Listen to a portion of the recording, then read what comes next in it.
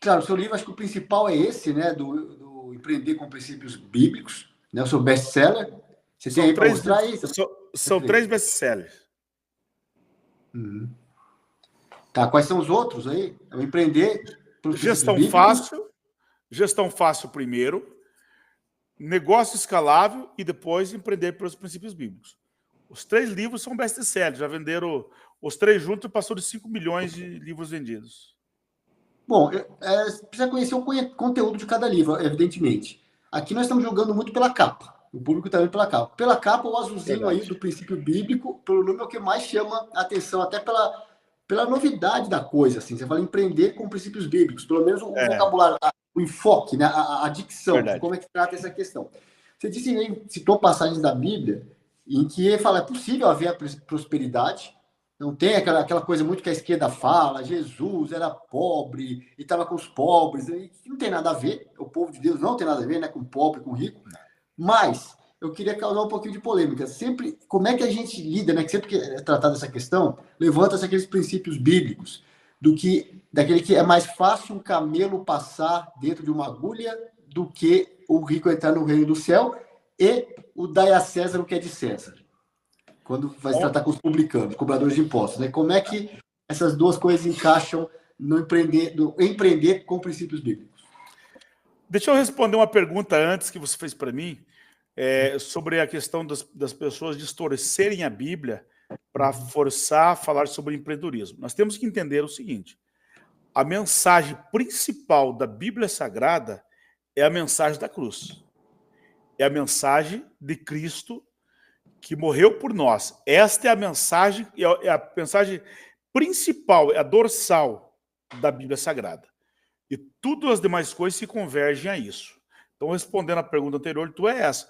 Nós temos que entender que a fundamentação principal da Bíblia é a salvação da raça humana através do sacrifício da cruz, através de Jesus Cristo. Vamos lá. O que você disse, está falando sobre essa questão do rico passar pelo fundo de agulha? Bom, riqueza tem padrões. Existem pessoas que têm um relógio no braço e outro não tem, então quem que é mais rico? É quem tem o relógio. Uma pessoa tem 100 reais em sua conta bancária, o outro não tem nada. Quem que é mais rico? É o de 100 reais.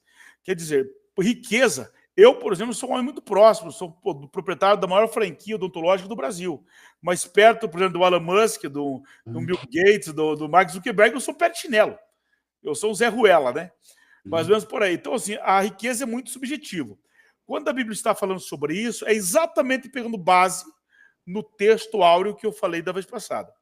Quando fala de agulha, naquela época, segundo os historiadores, não é essa agulha que as pessoas estão vendo, agulha de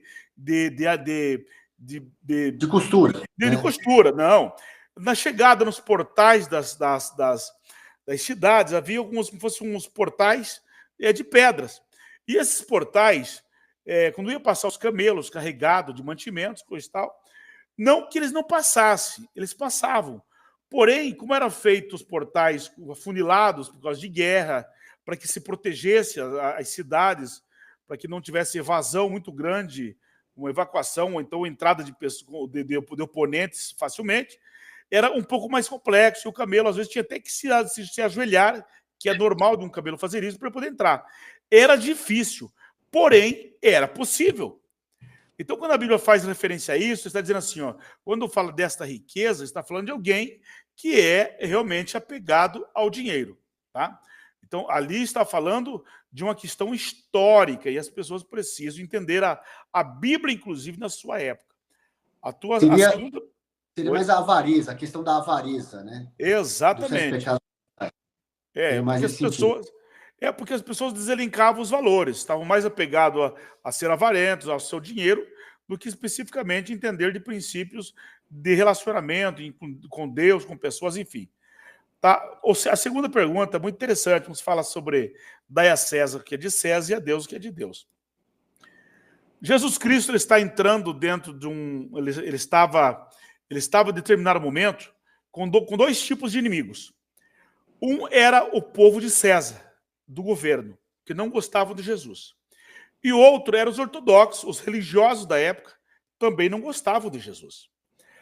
Olha só, e os dois inimigos não se davam, nem o povo ortodoxo gostava do povo do governo de César, e nem o povo de César gostavam do povo ortodoxo.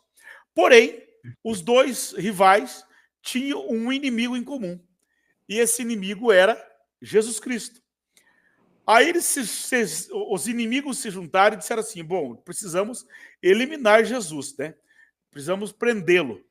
Então vamos fazer o seguinte, se ele falar que tem que pagar imposto, nós, ortodoxos, prendemos ele, os religiosos da época.